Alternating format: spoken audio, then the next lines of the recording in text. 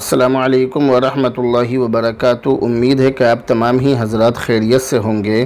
Friday comment box के एक नए एपिसोड के साथ मैं मुफ्ती खालिद कासमी अपने तमाम भाइयों बहनों और दोस्तों अहबाब की खिदमत में हाज़िर हूँ और आपका तहे दिल से इस्तकबाल करता हूँ और उम्मीद करता हूँ कि आप तमाम ही हज़रात खैरियत से होंगे। फ्राइडे कमेंट बॉक्स के आज के एपिसोड में हमने पहला सवाल जो लिया है, ये सवाल है मौलाना नवाब अली कासिमी शिमला की तरफ से। हज़रत एक मस्जिद के इमाम हैं, सलाम और दुआ और खैरियत वगैरह मालूम करने के बाद पूछते हैं कि हज़रत मुफ्ती साहब, कुछ लोग ये इश्काल उठा रहे हैं कि रमज़ान के अलावा बाकी दिनों में मगरिब के वक्त हाथ उठाकर दुआ करना जायज़ नहीं है। मुफ्ती साहब, इसकी क्या हकीकत है, ज़रूर बताएं, आपकी मेहरबानी होगी। रमज़ान के महीने में और रमज़ान के अलावा दिनों में मगरिब के वक्त दुआ करना जायज़ है, इसमें कोई हरज नहीं है। जैसा कि हज़रत अब्दुल्ला बिन उमर रज़ियल्लाहु ताला अन्हु से मनक़ूल है कि हमें मगरिब की अज़ान के करीब दुआ करने का हुक्म दिया जाता था। इसी तरह मुख्तलिफ़ अहादीस में आसर से लेकर सूरज गुरूब होने तक ज़िक्र में मशगूल होने की फ़जीलत बयान की गई है। इन अहादीस की वजह से और इन अहादीस की रोशनी में मगरिब के वक्त इनफरादी तौर पर हाथ उठाकर दुआ करने में कोई हरज नहीं है। हाथ उठाकर दुआ करने की गुंजाइश है। जो लोग इस पर एतराज़ कर रहे हैं उनका एतराज़ करना बिल्कुल बेजा है, बिल्कुल गलत है। एतराज़ करने की ज़रूरत नहीं है और हकीकत यह है कि उन लोगों को इसका इल्म नहीं है, इसलिए वो लोग एतराज़ कर रहे हैं। अगला कमेंट है सुहेल अहमद की तरफ से। सलाम और दुआ के बाद पूछते हैं कि मुफ्ती साहब, अगर किसी पर रात में गुस्ल फ़र्ज़ हुआ और फिर वो सुबह को गुस्ल किए बग़ैर नमाज़ पढ़ने चला गया तो उसके लिए क्या हुक्म है? अगर कोई शख्स भूल से नापाकी की हालत में नमाज़ पढ़ ले तो ऐसी सूरत में उसकी नमाज़ तो नहीं होगी, लेकिन हाँ, उसके लिए हुक्म यह है कि ऐसा शख्स बहुत ज़्यादा तौबा इस्तिग़फ़ार करे, अल्लाह ताला के सामने रोए, गिड़गिड़ाए, अपने आजिज़ी और ज़िल्लत का, अपने आजिज़ी का और छोटेपन का अल्लाह के सामने इजहार करे, अल्लाह ताला से खूब दुआ करे, खूब तौबा करे और अपनी उस नमाज को दोबारा पढ़े जो उसने नापाकी की हालत में पढ़ी है। दूसरा सवाल इन्होंने किया है कि मोबाइल में कुरान पर रख सकते हैं और मोबाइल में कुरान ऑडियो रखना कैसा है, फिर वो ऑडियो हम सुने। मोबाइल में कुरान का जो ऐप होता है, कुरान का ऐप रखना और उसमें कुरान करीम पढ़ना और इसी तरह ऑडियो में कुरान करीम मोबाइल में रखना और उसको सुनना, ये तमाम चीज़ें जायज़ हैं। इसमें कोई हरज नहीं है, कोई इसमें शक वाली बात नहीं है, परेशान होने वाली कोई बात नहीं है।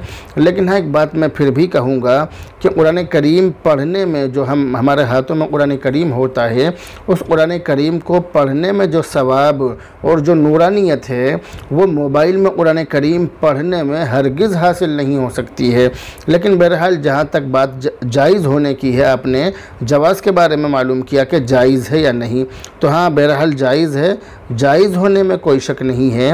मोबाइल में कुरान करीम पढ़ना, सुनना, उसका ऐप रखना और फिर उसको वक्त आने पर या ज़रूरत ना पड़ने पर उसको डिलीट कर देना, ये तमाम चीज़ें जायज़ हैं, इसमें कोई हरज नहीं है। अगला कमेंट है सरताज हुसैन बिहार की तरफ से। कह रहे हैं कि हज़रत सांप के पैर पहले से ही नहीं है या बाद में ऐसा हुआ, बताइए हज़रत।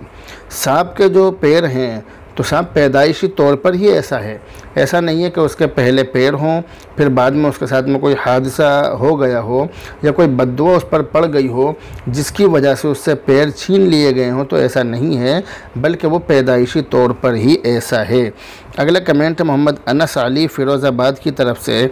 सलाम और दुआ के बाद पूछते हैं कि गुस्सा कैसे दूर करें? गुस्सा दूर करने के लिए दायमी अमल मैं आपको बतला रहा हूँ, यानी मुस्तकिल तौर से एक अमल बतला रहा हूँ। आऊज़ु बिल्लाहि मिनश शैतानिर रजीम, बिस्मिल्लाहिर रहमानिर रहीम।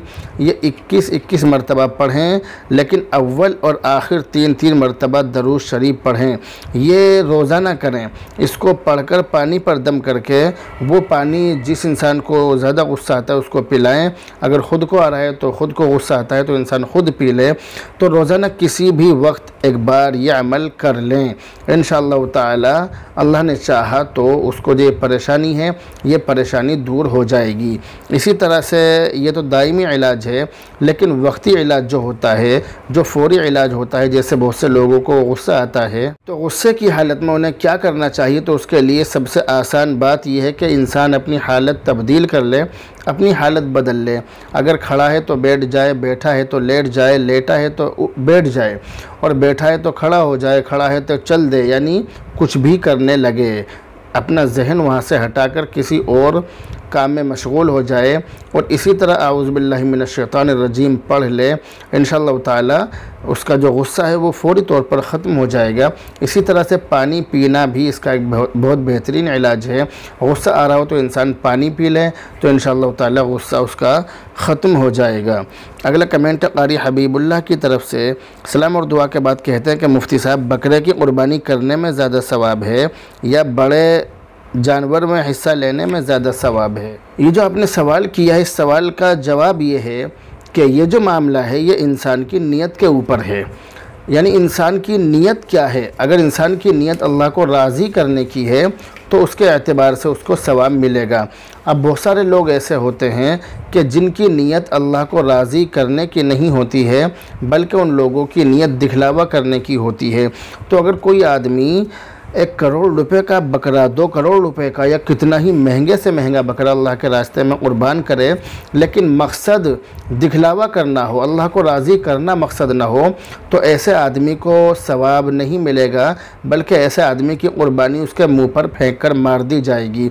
इसी तरह दूसरा वो आदमी कि जिसने 2,5-3 हज़ार रुपये का, 4-5 हज़ार रुपये का एक हिस्सा लिया और बड़े जानवर में हिस्सा लिया, लेकिन उसकी जो नीयत है वो अल्लाह को राज़ी करने की है, दिखलावा करने की या गोश्त खाने की उसकी नीयत नहीं है, बल्कि उसकी नीयत अल्लाह को राज़ी करने की है। तो ऐसी सूरत में ये कम पैसे खर्च करने वाला और बड़े जानवर में हिस्सा लेने वाला उस बकरा क़ुरबान करने वाले से और इतनी मोटी रकम खर्च करने वाले से ज़्यादा सवाब हासिल कर लेगा। तो जैसा कि मैंने बतलाया कि ये मामला इंसान की नीयत के ऊपर मौक़ूफ़ है, इंसान की नीयत के ऊपर है। जैसी नीयत होगी वैसी ही बरकत होगी, वैसा ही उसको सवाब मिलेगा। तो असल मकसद बकरे या भैंस की क़ुरबानी से नहीं है, बल्कि असल मकसद है इंसान की नीयत अच्छी होनी चाहिए। अब कुरान करीम के अंदर एक बात लिखी है, फसल्लि लिरब्बिका वनहर, फसल्लि लिरब्बिका वनहर, यानी नमाज भी अल्लाह के लिए पढ़ो और क़ुरबानी भी अल्लाह के लिए करो। अब कोई आदमी क़ुरबानी अल्लाह के लिए न करे बल्कि दिखलावे के लिए करे, तो ऐसा शख्स सवाब का मुस्तहिक़ नहीं होगा, सवाब का हक़दार नहीं होगा, उसको सवाब नहीं मिलेगा। तो ये जो मसला है ये इंसान की नीयत के ऊपर मौक़ूफ़ है। अगला कमेंट मोहम्मद रिहान महाराष्ट्र की तरफ से, सलाम और दुआ और खैरियत वगैरह मालूम करने के बाद पूछते हैं कि हज़रत, अगर किसी शख्स ने गलती से दाएं हाथ से सदका दिया हो तो क्या उसका दिया हुआ सदका कबूल होगा? आपने जो सवाल किया है कि गलती से दाएं हाथ से, तो दाएं यानी सीधे हाथ से ही सदका दिया जाता है और देना भी चाहिए, लेकिन शायद आप बाएं हाथ लिखना चाहते हैं और आपने दाएं हाथ लिख दिया। तो अगर किसी आदमी ने बाएं हाथ से यानी उल्टे हाथ से गलती से सदका दे दिया तो ऐसे शख्स का सदका अल्लाह की बारगाह में कबूल होगा। आप इस मसले को इस तरह से समझ सकते हैं कि इसके अंदर भी मामला नीयत का है। अब एक आदमी सीधे हाथ से सदका दे रहा है और करोड़ों रुपए का सदका दे रहा है, लेकिन उसकी जो नीयत है वो दिखलावे की है, सामने वाले को जलील करने की है या एहसान जतलाने की है, यानी उसकी नीयत कुछ भी है लेकिन अल्लाह को राज़ी करने की नीयत नहीं है, बल्कि दुनियादारी की कोई उसकी नीयत है, तो ऐसी सूरत में उसको सवाब नहीं मिलेगा। तो अगर आदमी जानबूझकर भी उल्टे हाथ से सदका कर दे तो भी कोई हरज नहीं है, उसका सदका अल्लाह की बारगाह में तो भी कबूल होगा, बस उसकी नीयत अच्छी होनी चाहिए। अगला कमेंट मोहम्मद मजहर हुसैन सहारनपुर की तरफ से, सलाम और दुआ के बाद कहते हैं कि हज़रत मुफ्ती साहब, मैंने एक आलिम दीन से ये सुना है कि वलीमा करना सुन्नत है, तो क्या हर तरह का वलीमा सुन्नत है? जैसा कि आजकल वलीमे में दुल्हन की मुँह दिखाई, औरतों की बेपर्दगी, खाने की बेहुरमती वगैरह वगैरह होती है, तो क्या इस तरह का वलीमा भी सुन्नत है? याद रखिए कि वलीमा करना बेशक सुन्नत है, अल्लाह के नबी अलैहिस्सलातु वस्सलाम की सुन्नत है, मगर ये सुन्नत उसी वक्त है जब कि इसको सुन्नत के मुताबिक किया जाए। जैसा कि नमाज उसी वक्त है जब उसको सुन्नत के मुताबिक पढ़ा जाए। अगर नमाज को सुन्नत के मुताबिक नहीं पढ़ा जाएगा, नमाज को सुन्नत के ख़िलाफ़ पढ़ा जाएगा, अल्लाह और उसके रसूल के बतलाए हुए तरीक़े के ख़िलाफ़ पढ़ा जाएगा, तो वो नमाज नहीं बल्कि वो उठक बैठक है। इसी तरह से वलीमा करना बेशक सुन्नत है, मगर ये तभी सुन्नत है जब अल्लाह के रसूल के बतलाए हुए तरीक़े के मुताबिक किया जाए। अब जैसा कि आपने इसके अंदर बतलाया कि मुँह दिखाई, हमारे यहाँ पर आम तौर से ये होता है कि वलीमे में जो दुल्हन होती है, जिसकी अभी एक दिन पहले शादी हुई है, जिस दूल्हा दुल्हन की शादी हुई है, जिसकी वजह से वलीमा हो रहा है, तो उनकी मुँह दिखाई होती है। ऐसा हमने भी बहुत सारी शादी ब्याहों में देखा है, इसलिए हमने वलीमे में भी जाना छोड़ दिया। शादी ब्याहों में तो जाना बंद कर ही दिया है, लेकिन वलीमे में भी जाना आम तौर से मैंने छोड़ दिया, क्योंकि वहाँ पर मुँह दिखाई, औरतों की बेपर्दगी और खाने की बेहुरमती बहुत ज़्यादा होती है। हमारे यहाँ पर आम तौर से ये होता है कि दूल्हा और दुल्हन को स्टेज पर बिठा देते हैं और तमाम लोग उनकी मुँह दिखाई करते हैं, उनका चेहरा देखते हैं, उनकी बेपर्दगी होती है। जिस बहू को छुपा कर रखना चाहिए, उस बहू को पूरी बिरादरी, पूरा मोहल्ला और पूरी बस्ती और आसपास के जितने भी लोग होते हैं, सब लोग उसको देखते हैं। तो ये बिल्कुल गलत तरीक़ा है, ये बहुत बड़ा गुनाह है और ये हराम है। इसी तरह हमारे यहाँ पर शादी ब्याहों में, वलीमे में औरतों की बेपर्दगी होती है, जैसा कि सवाल के अंदर ज़िक्र है कि औरतों की बेपर्दगी होती है, औरतों की नुमाइश होती है। औरतें बहुत ज़्यादा मेकअप करके अलग अलग तरह से बहुत ज़्यादा नंगेपन के साथ इस तरह के वलीमों में और पार्टियों में आती हैं, यानी उनको अपनी नुमाइश करनी होती है, अपने आप को दिखलाना मकसद होता है। अपनी बेटियों को बनाकर, सजाकर, संवार कर वो वलीमों में और दावतों में ले जाती हैं। तो वलीमों में और दावतों में आम तौर से इस तरह की बेपर्दगी होती है और आजकल तो ये नंगापन बिल्कुल आम हो गया है। इसी तरह तीसरी चीज़ इसके अंदर आपने सवाल में ज़िक्र की है कि खाने की बेहुरमती। हमारे यहाँ पर वलीमों में और दावतों में खाने की बहुत ज़्यादा बेहुरमती होती है। इतनी बेहुरमती होती है कि जितने लोग उस खाने को खाते हैं, जितने लोग उस खाने को खाते हैं, इतने ही ज़्यादा लोग उस खाने को बर्बाद करते हैं। यानी मिसाल के तौर पर अगर 1500 लोगों ने खाना खाया है तो 1500 लोगों का ही खाना बर्बाद होता है, बल्कि इससे भी ज़्यादा। तो अगर उसको बिठा कर खिलाया जाए, सुन्नत के मुताबिक खिलाया जाए, जैसा कि हमारे अकाबिर का तरीक़ा रहा है, बुज़ुर्गान दीन का तरीक़ा रहा है कि उनके यहाँ पर अगर मेहमान वग़ैरह आते हैं तो वो दस्तरखान पर बैठकर खाना खाते हैं। तो सुन्नत के मुताबिक अगर दस्तरखान पर बिठाकर खाना खिलाया जाए तो खाने की बेहुरमती नहीं होगी और खाने में बेबरकती भी नहीं होगी। मगर हमारे यहाँ पर खाने की बेहुरमती की वजह से खाने में बेबरकती होती है, जैसा कि बहुत सारी शादी ब्याहों में और वलीमों में खाना टूट जाता है। ये हमारे आमाल बद का नतीजा होता है, हमारे बुरे आमाल का ये नतीजा होता है। जबकि ऐसे मौके पर हमें अल्लाह को राज़ी रखना चाहिए, अल्लाह और उसके रसूल के बतलाए हुए तरीक़े के मुताबिक चलना चाहिए। मगर हम लोग अपनी मर्ज़ी से चलते हैं, जिसकी वजह से हमें मुँह की खानी पड़ती है, हमें बहुत ज़्यादा नुकसान उठाना पड़ता है। तो इसलिए ऐसे मौके पर बेहतर यही है, सबसे अच्छी बात यही है कि इंसान सुन्नत के मुताबिक और नबी के बतलाए हुए तरीक़े के मुताबिक वलीमा करे, निकाह करे, जो भी काम है तमाम चीज़ नबी के बतलाए हुए तरीक़े के मुताबिक करे। तो बहरहाल जैसा कि आपने बतलाया कि आपने एक आलिम दीन से ये सुना है कि वलीमा करना सुन्नत है, तो हर तरह का वलीमा सुन्नत नहीं है, सीधी सीधी बात आप याद रखिए। बल्कि सिर्फ़ वही वलीमा सुन्नत है कि जिस वलीमे में सुन्नतों का मजाक न उड़ाया जाए, जिस वलीमे में खाने की बेहुरमती न की जाए, जिस वलीमे में औरतों का नंगा नाच ना हो, जिस वलीमे में दूल्हा और दुल्हन की ख़ास तौर से दुल्हन की मुँह दिखाई ना हो, तो वो वलीमा सुन्नत है। और जिस वलीमे में इन तमाम चीज़ों का इर्तिकाब किया जाए, जिस वलीमे में शरीयत के अहकाम की खुल्लम खुल्ला धज्जियाँ उड़ाई जाएँ, तो वो वलीमा नहीं बल्कि वलीमे के नाम पर कलंक है, धब्बा है। और ऐसे वलीमे में जाने से मुसलमानों को बचना चाहिए। अगला कमेंट है सदाकत हुसैन की तरफ से। इन्होंने काफ़ी लंबा एक ख्वाब देखा है, ख्वाब को मैंने तसल्ली से पढ़ लिया है। इस ख्वाब की ताबीर ये कि ख्वाब देखने वाला बातिनी गुनाह में गिरफ़्तार है, अल्लाह ताला उनकी हिफाजत फरमाए। अगला कमेंट है बिनते मोहम्मद इलियास की तरफ से। इन्होंने 2 ख्वाब देखे हैं, दोनों ही ख्वाब को मैंने तसल्ली से पढ़ लिया है, दोनों ख्वाब में जिन मरहूम को इन्होंने देखा है उनको सवाब की बहुत सख्त ज़रूरत है, आप उनको मुस्तकिल सवाब पहुँचाएँ।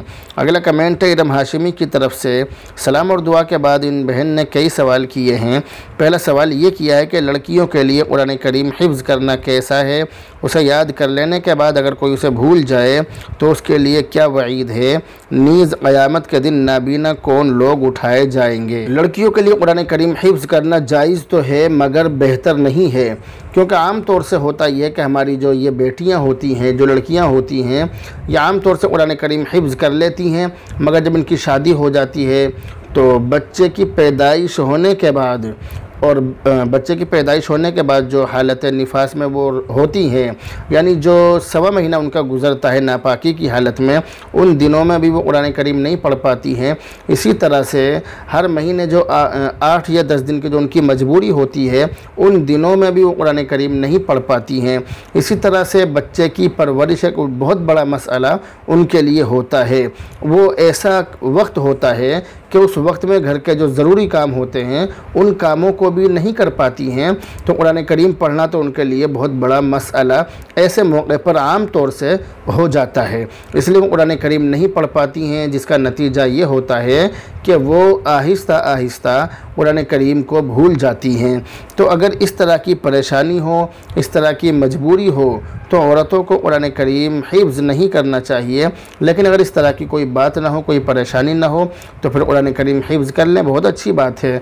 यानी फिर अगर हिफ्ज़ कर रही हैं तो फिर उसका विर्द भी रखें, उसको याद करती रहें, पढ़ती रहें, रोज़ाना पढ़ने का मामूल बना लें ताकि कुरान करीम उनके याद रहे। आपने एक सवाल ये किया है कि नीज़ क़यामत के दिन नाबीना कौन लोग उठाए जाएंगे, यानी अंधे कौन लोग उठाए जाएंगे।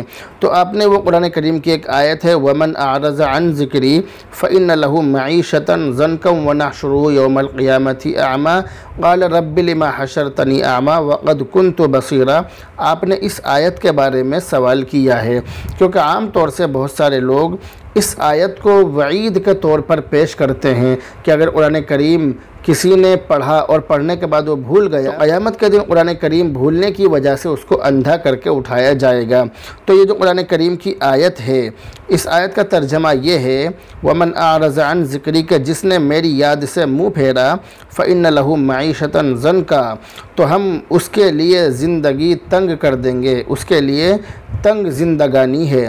वनहशुरुहु यौमल क़ियामति आमा, और हम उसको उठाएंगे क़यामत के दिन अंधा, यानी क़यामत के दिन हम उसको अंधा उठाएंगे। क़ाला रब्बी लिमा हशरतनी आमा वक़द कुन्तु बसीरा, वो ये कहेगा कि ए मेरे रब, ए मेरे परवरदिगार, लिमा हशरतनी आमा, तूने मुझे अंधा क्यों उठाया, वक़द कुन्तु बसीरा, हालांकि मैं देखता था। यानी जब मेरा इंतकाल हुआ था, जब मैं दुनिया में था, मैंने जो दुनिया की ज़िंदगी गुजारी, मैं उस वक्त में अंधा नहीं था, लेकिन अब मुझे अंधा क्यों उठाया गया। क़ाल कज़ालिका अततका आयातुना फ़नसीतहा व कज़ालिका लियौमा तुनसा। इस आयत के अंदर ये बतलाया कि जो हमारी आयतों को, हमारी निशानियों को भुला देता है, तो उसके साथ में हम इसी तरह से मामला करते हैं। तो बहरहाल ये जो कुरान करीम की आयत है, इससे एक मुराद तो ये है कि कुरान मजीद पर ईमान लाना इससे मुराद है, यानी जो लोग ईमान नहीं लाएंगे उनको क़यामत के दिन अंधा उठाया जाएगा। एक कौल ये है कि इससे मुराद वो दलाइल हैं कि जिन्हें इस्लाम की हक़ानियत के सबूत के तौर पर नाजिल किया गया है, जबकि इससे मुराद ये भी है वमन आरज़ा अन ज़िक्री, ज़िक्र से मुराद बाज़ मुफस्सिरीन ने कुरान करीम लिया है। तो इससे मुराद ये है कि अगर कोई शख्स कुरान करीम को याद कर ले, उसको हिफ्ज़ कर ले, उसके बाद उसको भूल जाए, यानी दुनिया के अंदर उसने हिफ्ज़ किया फिर उसको पढ़ना छोड़ दिया, यहाँ तक कि वो उसको भूल गया, तो ऐसी सूरत में वो शख्स क़यामत के दिन अंधा उठाया जाएगा। इरम हाशिमी ने दूसरा सवाल किया है कि क्या औरतों की कमाई हलाल नहीं होती है, चाहे उनका ज़रिए माश हलाल ही क्यों ना हो। नहीं, ऐसा नहीं है। अगर औरत हलाल कमा रही है, उनकी कमाई हलाल है, तो फिर उनकी कमाई जायज़ है। यानी अगर उनका ज़रिया माश हलाल है, कमाई का ज़रिया हलाल है, तो आमदनी भी हलाल है। और अगर ज़रिया माश यानी कमाने का जो ज़रिया है, जो उनका कारोबार है, जो उनका काम है, अगर वो हलाल नहीं है, जायज़ नहीं है, तो फिर कमाई भी जायज़ नहीं है। तो बज़ात मतलब औरत होने के एतबार से औरत की कमाई नाजायज़ हो, औरत होने के एतबार से तो ये सही नहीं है, ऐसा नहीं है, बल्कि औरत की कमाई भी जायज़ है अगर वो सही तरीक़े से, जायज़ तरीक़े से कमा रही हो। तीसरा सवाल इरम हाशिमी ने किया है कि अजनबी लोगों से बच्चा गोद लेना कैसा है, क्या इसके बड़े हो जाने के बाद उसका पर्दा वाजिब होगा? अगर लड़का है तो माँ से और लड़की है तो बाप से। मसला ये है कि वो माँ उस बच्चे की रज़ात भी नहीं कर सकती है, यानी आपने सवाल किया है। तो अजनबी लोगों से बच्चा गोद लेना, किसी ने अजनबी लोगों से बच्चा गोद ले लिया तो उसके बड़े हो जाने के बाद पर्दा करना लाजिम और ज़रूरी है या नहीं? तो इसका जवाब ये है कि हाँ, उससे पर्दा करना लाजिम और ज़रूरी है। क्योंकि पर्दा इसलिए करना ज़रूरी है क्योंकि वो उसका हकीकी बेटा नहीं है, असली बेटा नहीं है, और असली बेटे के अहकाम उस पर लागू नहीं होंगे और लागू किए भी नहीं जा सकते। तो इसलिए हुक्म ये है कि उस बच्चे से पर्दा किया जाएगा। अगर वो लड़की है तो वो अपने बाप से पर्दा करेगी, जिसने उसको गोद लिया है उससे पर्दा करेगी, और अगर लड़का है तो उससे वो औरत पर्दा करेगी जिसने उसको गोद लिया है। एक बात इन्होंने ये मालूम की है कि वो माँ उस बच्चे की रज़ात भी नहीं कर सकती। रज़ात का मतलब यानी उसको दूध पिलाना। तो दूध तो पिला सकती है अगर बच्चा इस उम्र में उन्होंने लिया हो कि जो बच्चे का दूध पीने की उम्र होती है, तो ऐसी सूरत में उसको दूध पिला सकती है, दूध पिलाने में कोई हर्ज नहीं है। फिर उस पर रज़ात वाले जो अहकाम हैं वो अहकाम लागू होंगे। चौथा सवाल इन्होंने किया है कि क्या ज़िलहिज्जा के 10 रोज़े और यौम अरफा के रोज़े की नीयत के साथ रमज़ान के क़ज़ा रोज़ों की नीयत की जा सकती है या नहीं? इन्होंने सवाल किया है। इसका जवाब यह है कि जिस शख्स के ज़िम्मे फ़र्ज़ रोज़ों की क़ज़ा हो उसके लिए बेहतर यही है कि क़ज़ा रोज़े रखते वक्त वो नफल के बजाय क़ज़ा ही की नीयत करे। अगर 15 शाबान या ईद उल अज़हा वग़ैरह या इसके अलावा इस जैसे किसी नफली रोज़े के मौके पर वो क़ज़ा की नीयत कर ले और उसके साथ साथ नफल रोज़े की भी नीयत कर ले, तब भी उसके क़ज़ा रोज़े अदा हो जाएंगे। सवाल नंबर 5 इन्होंने काफ़ी लंबा ख्वाब देखा है, ख्वाब को मैंने तसल्ली से पढ़ लिया है। इस ख्वाब की ताबीर ये है कि ख्वाब देखने वाले का बहुत ज़्यादा चालाक शख्स से वास्ता पड़ेगा और वो जो चालाक शख्स है वो इनका बहुत ज़्यादा करीबी होगा। अल्लाह ताला उस आदमी से, उस शख्स से इनकी हिफाजत फरमाए। अगला कमेंट है मोहम्मद ज़ाकिर अब्बासी शहीद नगर गाज़ियाबाद से। सलाम और दुआ के बाद कहते हैं कि अल्लाह का शुक्र है कि आप बहुत अच्छा समझाते हैं। इस बार तो आपने फ्राइडे कमेंट बॉक्स बहुत लंबा बना दिया, आप सारे कमेंट का जवाब देते हैं, शुक्रिया, जज़ाकल्लाहु खैरा। लेकिन ऐसा नहीं है कि मैं सारे कमेंट का जवाब देता हूँ, सारे कमेंट इसमें शामिल नहीं किए जा सकते। अगर सारे कमेंट शामिल करेंगे तो काफ़ी लंबा एपिसोड हो जाएगा। लेकिन हाँ, जो सवाल नज़रों में आ जाते हैं उनको शामिल कर लिया जाता है। उसके बाद जो सवाल रह जाते हैं उनको आइंदा हफ्ते शामिल करने की कोशिश की जाती है। तो इन्होंने ख्वाब देखा है अपनी वालिदा के बारे में। इनकी वालिदा का अभी जल्द ही में इंतकाल हुआ है, उनके बारे में इन्होंने ख्वाब देखा है। उस ख्वाब को मैंने तसल्ली से पढ़ लिया है। ख्वाब की ताबीर ये है कि इनकी जो वालिदा मरहूमा हैं वो सवाब की तलबगार हैं, आप उनको सवाब पहुँचाएँ। एक सवाल इन्होंने ये किया है कि अगर हमने नमाज में एक सजदा किया और हमें याद आया और हमने अगली रकात में 3 सजदे कर लिए तो क्या हुक्म है? प्लीज़ बता दीजिए। अल्लाह आपसे ऐसे ही दीन का काम लेते रहें, अल्लाह आपकी उम्र में, काम में बरकत अता फरमाए, आमीन सुम्मा आमीन। अस्सलाम वालेकुम। वालेकुम अस्सलाम। आपने जो सवाल किया है कि अगर किसी आदमी ने पहली रकात में एक सजदा किया, फिर उसे याद आया, उसने अगली रकात में 3 सजदे कर लिए, ऐसी सूरत में क्या हुक्म है? तो इसका जवाब ये कि ऐसी सूरत में सजदे सहू करना उसके लिए लाजिम और ज़रूरी है। जैसा कि मैंने पिछले हफ्ते बतलाया था कि किसी फ़र्ज़ को आगे या पीछे करने से, मुक़द्दम या मुअख़्ख़र करने से, यानी जो उसका असली मकाम है जहाँ पर उसको अदा करना चाहिए था उस जगह से आगे या पीछे करने की सूरत में इंसान पर सजदा सहू लाजिम हो जाता है, सजदा सहू वाजिब हो जाता है। तो ये वही चीज़ है, किसी आदमी ने इस रकात में एक सजदा किया जो कि 2 सजदे करने फ़र्ज़ थे और एक रकात में 2 सजदे फ़र्ज़ हैं, लेकिन उसने एक सजदा किया तो अब अगली रकात में उसने 3 सजदे कर लिए, तो इस रकात का एक सजदा जो कि इसी रकात में अदा होना चाहिए था वो इसके असली मकाम से और असली जगह से हटकर अगली रकात में पहुंच गया। तो ऐसी सूरत में सजदा सहू उसको करना पड़ेगा, उसकी नमाज हो जाएगी। और सजदा सहू का जो मतलब है, सजदा सहू किस तरह से होता है, तो जो आखिरी रकात होती है, यानी आखिरी रकात में जब इंसान तहियात में बैठता है तो सिर्फ़ तशहुद पढ़ने के बाद, तशहुद तशहुद पढ़ने के बाद दरूद शरीफ न पढ़े, बल्कि सीधी तरफ को एक सलाम फेर दे और एक सलाम फेरने के बाद फिर 2 सजदे करेंगे, अल्लाह अकबर कहकर सजदे में जाएंगे, 2 सजदे करेंगे, फिर बैठ जाएंगे, फिर दोबारा तहियात यानी तशहुद, दरूद शरीफ वगैरह तमाम चीज़ें पढ़कर नमाज पूरी कर लेंगे। ये सजदे सहू करने का तरीक़ा होता है।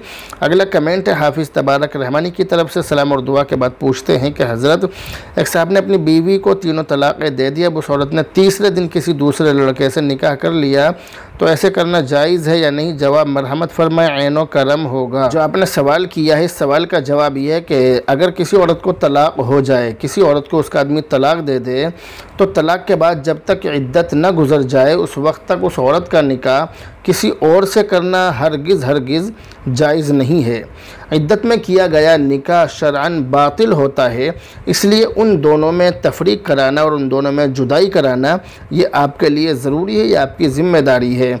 आप जितना हो सके उनके दरमियान जुदाई कराने की कोशिश करें और वो जो औरत है उस औरत को आप इद्दत में बिठाएं। ये जो दिन है ये उसके इद्दत के चल रहे हैं। अगर उन दोनों का निकाह करना हो तो इद्दत के बाद कर सकते हैं, कोई बात नहीं है, लेकिन जब तक इद्दत पूरी ना हो जाए उस वक्त तक उनका निकाह करना बिल्कुल भी जायज़ नहीं होगा।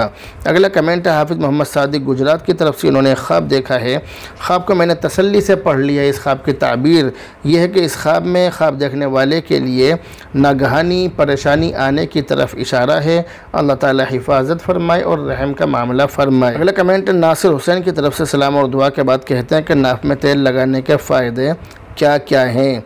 इसके लिए आप हमारी वीडियो देखें, नाफ में तेल लगाने के फ़ायदे। मुफ्ती खालिद कासिमी, आप ये चीज़ जब यूट्यूब पर लिखेंगे नाफ में तेल लगाने के फ़ायदे मुफ्ती खालिद कासिमी, तो वीडियो आपके सामने आ जाएगी।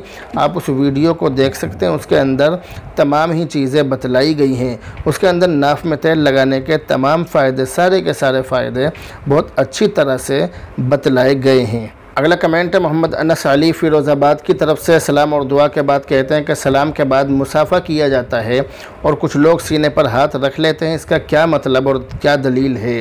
ये जो आपने सवाल किया इसके लिए आप हमारी वीडियो देखें, मुसाफ़े के बाद सीने पर हाथ रखना। मुफ्ती खालिद कासिमी इस वीडियो में मुसाफ़े के बाद सीने पर हाथ रखने के मुताल्लिक़ तमाम ही बातें बहुत ज़्यादा तफसील से बतलाई गई हैं। आप उसके अंदर देखेंगे तो आपको तमाम चीज़ें मालूम हो जाएंगी। अगला कमेंट है सुहेल अहमद की तरफ से। सलाम और दुआ के बाद कह रहे हैं कि इस्लाम में गाना सुनना हराम है, अगर इसके बावजूद गाना सुने तो उसके लिए क्या हुक्म है? इस्लाम में गाना सुनना, गाना गाना, ये तमाम चीज़ें हराम हैं। कुरान करीम के अंदर ऐसे लोगों के लिए ज़िल्लत का अज़ाब का ज़िक्र मौजूद है। व मिनन नासी मन यश्तरी लहवल हदीसी लियुज़िल्ल अन सबीलिल्लाहि बिग़ैरि इल्मिन व यत्तखिज़हा हुज़ुवा उलाइका लहुम अज़ाबुम मुहीन। तो उलाइका लहुम अज़ाबुम मुहीन के अंदर उनके लिए ज़िल्लत आमेज़ अज़ाब का, ज़िल्लत और ज़िल्लत व खारी के अज़ाब का ज़िक्र किया गया है। जबकि हज़रत जाबिर रज़ी अल्लाह ताला अन्हु से यह हदीस मरवी है कि गाना दिल में निफाक को इस तरह पैदा करता है जैसे पानी खेती को उगाता है। इसके अलावा अहादीस में गाना सुनने और सुनाने की बहुत सख्त वईदें बयान की गई हैं। इसलिए गाना गाने से और गाना सुनने से और गाना देखने से इन तमाम चीज़ों से परहेज़ करना चाहिए। दूसरा सवाल इन्होंने किया है कि जीएफ रखना हराम है, फिर आज के नौजवान बीएफ जीएफ होते हैं। ये जो आपने सवाल किया है कि जीएफ बीएफ होते हैं, सही बात है, होते हैं, लेकिन हम तो उन लोगों को समझाते हैं कि इस तरह के गलत काम न करें। ये तमाम चीज़ें हराम हैं, नाजायज़ है, गुनाह हैं, इस तरह के गलत कामों से बचना चाहिए। अगला कमेंट है मोहम्मद सादिक गुजरात की। इन्होंने कई नामों के मायने मालूम किए हैं। तो पहला नाम मालूम किया शहमा। तो शहमा के माने चर्बी का टुकड़ा, चर्बीदार होना, फरबा होना और चर्बी से भरा हुआ होना। दूसरा नाम इन्होंने मालूम किया है समीर, इसके माने कहानी सुनाने वाला। तीसरा नाम मालूम किया ताहिर, इसके माने पाक के आते हैं। चौथा नाम मालूम किया इनाया, इसके माने हैं देना, अता करना, आतिया। दूसरा सवाल इन्होंने किया है कि मुफ्ती साहब अगर कोई शख्स हिस्सा लेता है कुर्बानी में भैंस में, तो क्या 7 साल तक उसकी एक ही कुर्बानी होगी? क्या ये सही है या गलत? तफसील से बता दीजिए। नहीं, ऐसा नहीं है, इसके बारे में हमारी वीडियो मौजूद है, उसके अंदर ये तमाम चीज़ें बतलाई गई हैं। लेकिन बहरहाल आपको मुख्तसरन बतलाया जा रहा है कि अगर किसी आदमी ने कुर्बानी का हिस्सा बड़े जानवर में ले लिया तो हर हिस्सा पूरी कुर्बानी मानी जाती है। ऐसा नहीं है कि 7 साल तक कुर्बानी करेंगे तब जाकर उसकी कुर्बानी मुकम्मल होगी, ऐसा नहीं है। ये बात बिल्कुल गलत है। इसलिए इस तरह की बातें करने से और इस तरह की अफवाह फैलाने से इंसान को बचना चाहिए। अगला कमेंट है मोहम्मद अनस अली फ़िरोज़ाबादी की तरफ से। सलाम और दुआ के बाद कह रहे हैं कि अल्लाह को अल्लाह मियाँ कहना कैसा है। अल्लाह को अल्लाह मियाँ कहना जायज़ है और दुरुस्त है, इसमें कोई हरज नहीं है। उर्दू ज़बान में जब ये लफ्ज़ अल्लाह के नाम के साथ आए तो इस मौके पर लफ्ज़ मियाँ ताज़ीम के लिए बोला जाता है।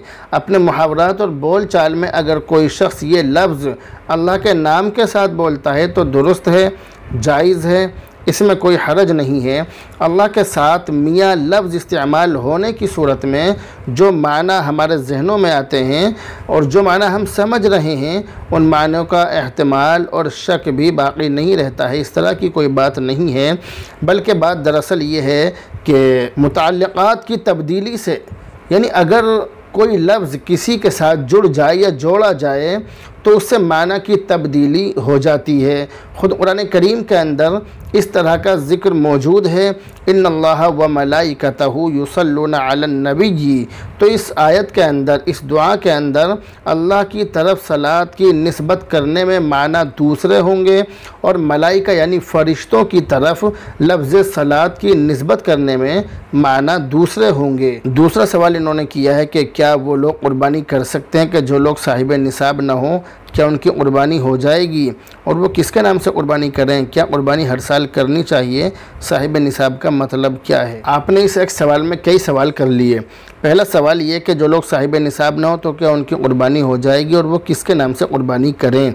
इसका जवाब ये है कि जो शख्स साहिब निसाब ना हो, तो जो साहिब निसाब ना हो वो भी कुर्बानी कर सकता है, जैसा कि लोग करते हैं कि उन पर कुर्बानी वाजिब नहीं होती है फिर भी वो लोग कुर्बानी करते हैं। तो जिस पर कुर्बानी वाजिब ना हो वो किसके नाम से कुर्बानी करे, ये आपने सवाल किया है। इसका जवाब ये है कि उसकी मर्ज़ी है कि वो किसके नाम से कुर्बानी करे।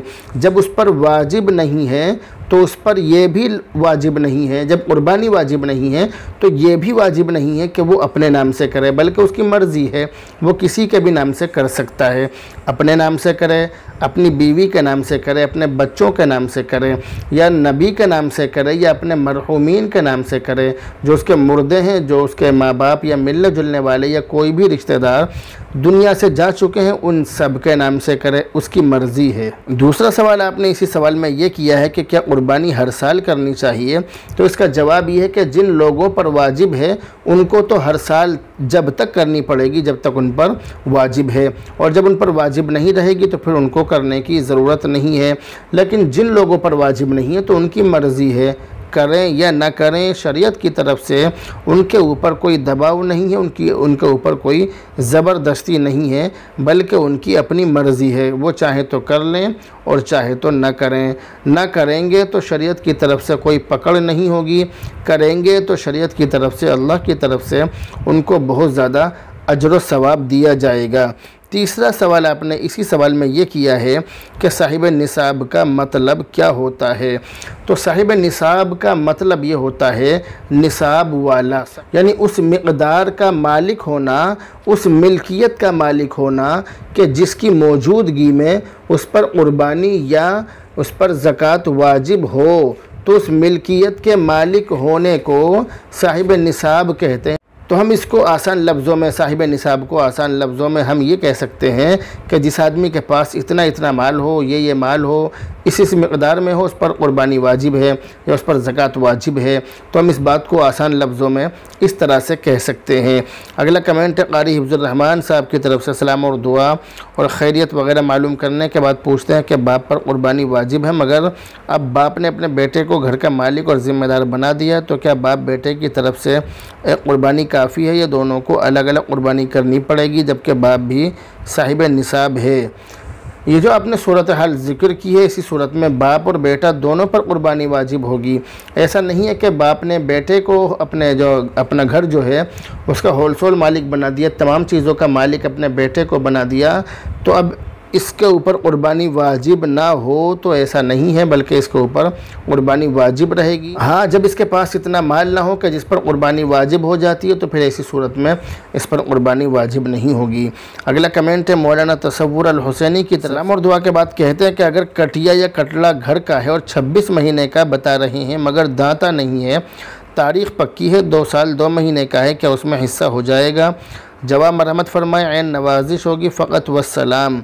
आपने जो सवाल किया है इस सवाल का जवाब ये है कि कुर्बानी के लिए जानवर की उम्र पूरी होनी चाहिए, दांता होना ज़रूरी नहीं है। जैसा कि हमारे यहाँ पर कहते हैं कि 2 दांता होना चाहिए, तो ये ज़रूरी नहीं है, ये तो एक ज़ाहिरी पहचान है। इससे ये पहचान लिया जाता है कि इसकी उम्र पूरी है। मगर बहुत से जानवरों की उम्र पूरी हो जाती है मगर वो 2 दांता नहीं होते हैं, तो इसका मतलब ये नहीं है कि उनकी कुर्बानी नहीं हो सकती, ऐसा नहीं है, बल्कि उनकी कुर्बानी हो जाएगी, कोई हरज इसमें नहीं है।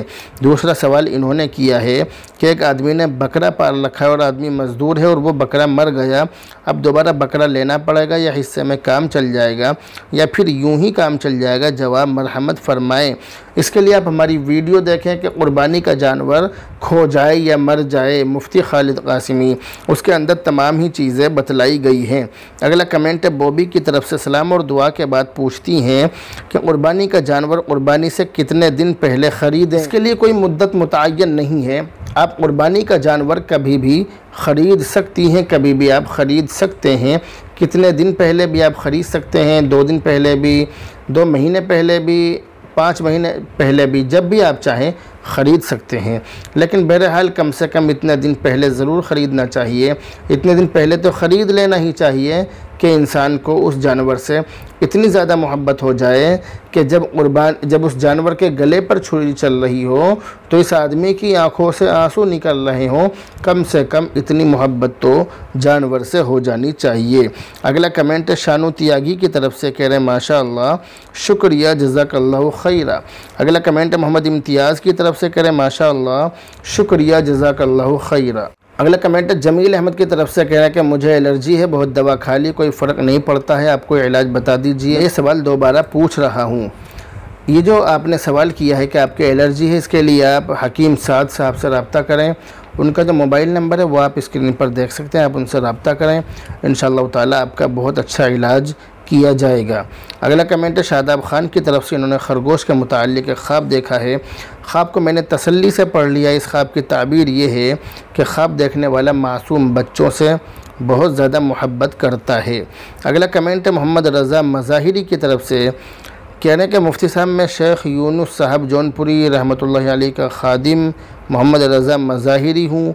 मसला ये मालूम करना था कि हमारी तरफ चूड़ी बेचने वाले मनियार ये दावा करते हैं कि हम कुछ भी कर लें हम खुले जन्नती हैं। सारे मनियार ऐसा दावा करते हैं।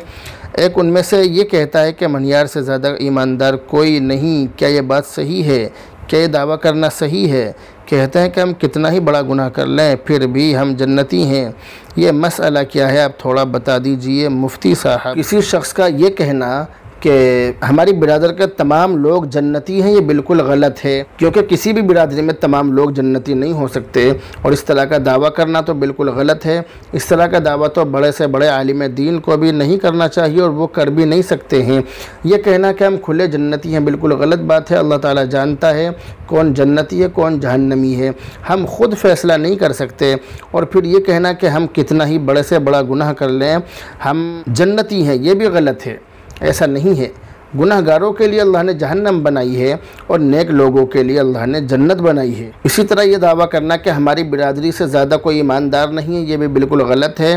अल्लाह ताला जानता है कौन ईमानदार है कौन नहीं है। और किसी भी बिरादरी में, किसी भी माशरे में, किसी भी समाज में तमाम ही लोग ईमानदार नहीं होते हैं। उनमें कुछ लोग अच्छे होते हैं तो कुछ लोग गंदे भी होते हैं। तो इसलिए इस तरह के दावे करना, खुल्लम खुल्ला जन्नती होने के दावे करना और बड़े से बड़ा गुनाह करने के बावजूद ये दावा करना कि हम जन्नत में जाएंगे, हम सीधे जन्नती हैं, ये तमाम बातें गलत हैं।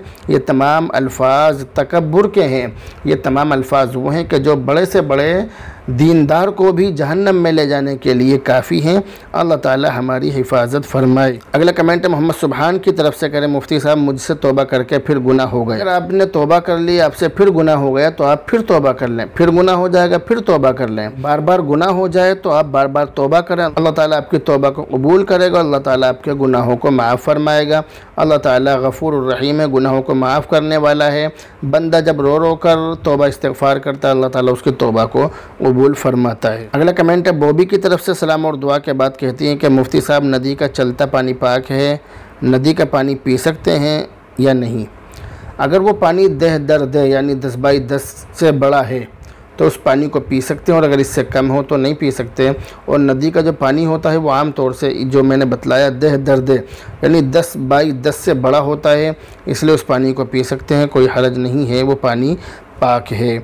अगला कमेंट है मोहम्मद हनीफ़ की तरफ से, सलाम और दुआ के बाद कहते हैं मुफ्ती साहब आपका बहुत बहुत शुक्रिया। मुफ्ती साहब आपने नमाज के वाजिबात याद करा दिए, आपकी मेहनत को अल्लाह ताला कबूल फरमाए, आमीन सुम्मा आमीन अल्लाहुम्मा आमीन। अगला कमेंट है मोहम्मद ताहिर फपूंडा की तरफ से, सलाम दुआ और खैरियत वगैरह मालूम करने के बाद कह रहे हैं कि मुफ्ती साहब जी नमाज में तो 13 फ़र्ज़ हैं, आपने तो 6 बताए हैं, आपने 7 बाहर के नहीं बताए। आपने जो बात कही है तो इसका जवाब ये है कि मैंने वो चीज़ें बतलाई थी कि जिनकी वजह से सजदा सहू वाजिब हो जाता है, जबकि नमाज के पहले के जो अरकान हैं, जो रुकन हैं, उनकी वजह से सजदा सहू वाजिब नहीं होता है, ये वो चीज़ें नहीं हैं। लेकिन आम तौर से जब आपने इसका ज़िक्र कर ही दिया तो मैं आपको बतला रहा हूँ कि नमाज से पहले जिन चीज़ों का होना ज़रूरी है वो ये है, नंबर 1 बदन का पाक होना, नंबर 2 कपड़ों का पाक होना, नंबर 3 सतर का छुपाना, नंबर 4 नमाज की जगह का पाक होना, नंबर 5 नमाज का सही वक्त होना, नंबर 6 क़िबले की तरफ रुख करना, और नंबर 7 नियत करना, नमाज की नियत करना। तो ये तो वो चीज़ें हैं कि जिनका नमाज से पहले होना ज़रूरी है, अगर इन चीज़ों को नहीं करेंगे तो नमाज नहीं होगी। लेकिन इसके बाद जो चीज़ें आती हैं, जो नमाज के अंदर 6 चीज़ें फ़र्ज़ हैं, जो मैंने पिछले हफ्ते बतलाई थी, फ्राइडे कमेंट बॉक्स के पिछले एपिसोड में आपको बतला दी थी, वो भी ज़िक्र कर रहा हूँ। नंबर 1 तकबीर तहरीमा यानी सबसे पहली तकबीर कहना, जिससे हम नियत बांधते हैं अल्लाहु अकबर कहकर, तकबीर तहरीमा इसको कहते हैं, ये कहना फ़र्ज़ है। नंबर 2 क़ियाम करना, नंबर 3 क़िरात करना, नंबर 4 रुकू करना, नंबर 5 दोनों सजदे करना, और नंबर 6 है क़ायदा आखिरा में तशहुद की मिक़दार बैठना। अगला कमेंट है पठान इलियास की तरफ से, सलाम और दुआ के बाद कहते हैं कि मुफ्ती खालिद कासिमी साहब ईद उल अज़हा की नमाज की नियत कैसे करें और नमाज अदा करने का सही तरीक़ा समाअत फरमाएँ। ईद उल अज़हा की नमाज़ कैसे पढ़ें और नमाज का सही तरीक़ा क्या है, उसके लिए हमारी वीडियो चैनल पर मौजूद है, आप उसको तसल्ली से तफसील से देख सकते हैं। अगला कमेंट है हाफिज़ तबारक रहमानी की तरफ से, करें माशाअल्लाह बहुत खूब मुफ्ती साहब, शुक्रिया जज़ाकल्लाहु खैरा। अगला कमेंट है बबलू कुमार की तरफ से, कह रहे हैं कलौंजी को पाउडर बनाकर मिलाना है क्या? जी हाँ, जिस नुस्खे का आपने ज़िक्र किया है, इस नुस्खे में कलौंजी को पाउडर बनाकर उसमें मिलाना है। अगला कमेंट है मोहम्मद हनीफ़ की तरफ से, सलाम और दुआ के बाद कहते हैं कि हमारे यहाँ पर एक मुसलमान भाई स्मैक बेचता है, ये एक नशे की चीज़ है, तो क्या उसके घर का खाना खाना जायज़ है? इनके अलावा उसकी कोई दूसरी मजदूरी भी नहीं है। जिस शख्स का टोटल काम हराम का हो, जिसका सारा ही काम हराम का हो, हलाल की कोई आमदनी उसको ना हो, तो ऐसे शख्स का खाना जायज़ नहीं है। ऐसे शख्स के घर का जो काम है, जो घर के खाने हैं, जो खाने की चीज़ें हैं, उन पर हराम के अहकाम ही लागू किए जाएंगे। ऐसे शख्स का खाना, घर का खाना नहीं खाना चाहिए। अगला कमेंट फ़खरुद्दीन इदरीसी की तरफ से, सलाम और दुआ के बाद पूछती हैं कि मुफ्ती साहब हमारे यहाँ पर एक मस्तूरात अपने शौहर के इंतकाल के कई साल के बाद इद्दत कर रही है, क्या ये दुरुस्त है? याद रखिए कि अगर किसी औरत के शौहर का इंतकाल हो जाए तो इद्दत उसके इंतकाल होते ही शुरू हो जाती है। शौहर का इंतकाल होते ही औरत की इद्दत शुरू हो जाती है। औरत इद्दत में बैठे या ना बैठे इससे कोई मतलब नहीं है। बैठेगी तो अच्छी बात है, ना बैठेगी तो फिर वो अज़ाब की मुस्तहिक़ होगी, उसको अज़ाब दिया जाएगा, उसकी पकड़ होगी। अगर बैठ जाएगी तो बहुत अच्छी बात है, और नहीं बैठेगी तो वक्त गुजरने के साथ साथ उसकी इद्दत पूरी हो जाएगी, लेकिन इद्दत में ना बैठने का उसको गुनाह मिलेगा। लेकिन जैसा कि आपने बतलाया कि शौहर के इंतकाल के कई साल के बाद इद्दत कर रही है, तो अब ये उसकी बेवकूफ़ी है। इस तरह से कोई इद्दत नहीं होती, इस तरह इद्दत में नहीं बैठा जाता है, इसको हम उसकी बेवकूफ़ी कहेंगे। अगला कमेंट है दीनियात मीडिया की तरफ से, कह रहे हैं माशाअल्लाह बहुत खूब, शुक्रिया जज़ाकल्लाहु खैरा। अगला कमेंट हाफिज़ परवेज़ की तरफ से, इनकी भाभी ने काफ़ी डरावना ख्वाब देखा है, ख्वाब को मैंने तसल्ली से पढ़ लिया है। इस ख्वाब की ताबीर ये कि ख्वाब देखने वाली को अपनी औलाद से नुकसान और तकलीफ़ पहुँचेगी। मेरी दुआएं कि अल्लाह ताला इनकी हिफाजत फरमाए। अगला कमेंट क़ारी तसव्वुर अल हुसैनी की तरफ से, सलाम और दुआ के बाद कहते हैं कि एक इंसान ने कुरान करीम हिफ्ज़ नहीं किया और वो आलिम बन गया, और एक इंसान ने कुरान करीम हिफ्ज़ किया मगर आलिम नहीं बना। अब इन दोनों में किसका मर्तबा बड़ा है, आलिम का या हाफिज़ का? फ़क़त वस्सलाम। आलिम का मर्तबा अपनी जगह बड़ा है, जबकि हाफिज़ कुरान का मर्तबा अपनी जगह बड़ा है। इसलिए दोनों के मर्तबे अपनी अपनी जगह अलग अलग मर्तबे हैं, ऊँचे मर्तबे हैं, तो एक को दूसरे पर फजीलत नहीं दी जा सकती है। अगला कमेंट है फ़हीमुद्दीन अब्बासी की तरफ से, कह रहे माशाअल्लाह मुफ्ती साहब माशाअल्लाह, शुक्रिया जज़ाकल्लाहु खैरा। अगला कमेंट है हबीबा बिनत रफ़ी की तरफ से, बहन कह रही माशाअल्लाह, अल्लाह आपको जज़ाए खैर अता फ़रमाए, आमीन सुम्मा आमीन अल्लाहुम्मा आमीन। अगला कमेंट है फैज़ान पबजी की तरफ से, कह रहे माशाअल्लाह, शुक्रिया जज़ाकल्लाहु खैरा। अगला कमेंट क़ारी हिफ्ज़ुर रहमान की तरफ से, सलाम और दुआ के बाद कह रहे हैं कि क़ुरबानी के एक जानवर का कान पैदाइशी तौर पर 2 उंगल कटा हुआ है, क्या उसकी क़ुरबानी हो जाएगी? इसके लिए आप हमारी वीडियो देखें कि क़ुरबानी का जानवर कैसा हो। उसके अंदर क़ुरबानी के जानवर के तमाम ही ऐब बतलाए गए हैं कि किस ऐब के होते हुए जानवर की क़ुरबानी हो सकती है और किस ऐब के होते हुए जानवर की क़ुरबानी नहीं हो सकती है। तमाम ही चीज़ें उसके अंदर बतलाई गई हैं, आप तसल्ली से देख सकते हैं। अगला कमेंट है अंजुम रज़ाक की तरफ से, इन्होंने अपने वालिद के मुताल्लिक़ ख्वाब देखा है, ख्वाब को मैंने तसल्ली से पढ़ लिया। इस ख्वाब की ताबीर ये है कि आपके वालिद मोहतरम की उम्र में इजाफ़ा होगा इंशाअल्लाह ताला। अगला और आखिरी कमेंट है अब्दुस समद राजस्थान की तरफ से, इन्होंने सवाल किया कि मुफ्ती साहब क़ुरबानी की दुआ क्या है? तो क़ुरबानी की दुआ आपने मालूम की है, इसके लिए आप हमारी वीडियो देखें क़ुरबानी की दुआ मुफ्ती खालिद कासिमी। उसके अंदर क़ुरबानी की दुआ और क़ुरबानी करने का पूरा ही तरीक़ा बहुत तफसील से बहुत अच्छी तरह से बतलाया गया है, आप उसको तसल्ली से देख सकते हैं। तो बहरहाल ये थे फ्राइडे कमेंट बॉक्स के इस एपिसोड के सवालों के जवाब जो मैंने आपको दिए हैं।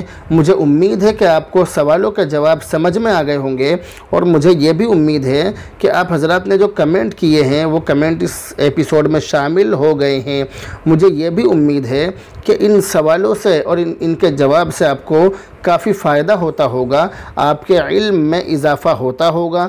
मुझे ये भी उम्मीद है कि आप इसको सुनने के बाद और इसको समझने के बाद इन पर अमल भी करते होंगे। तो बहरहाल मैं अब आपसे रुखसत होता हूँ, आप दुआओं में याद रखें, मेरे लिए दुआ करें, तमाम लोगों के लिए दुआ करें, अल्लाह ताला सबकी जायज़ मुरादों को पूरा फरमाए। बहरहाल अस्सलामु अलैकुम व रहमतुल्लाहि व बरकातहू।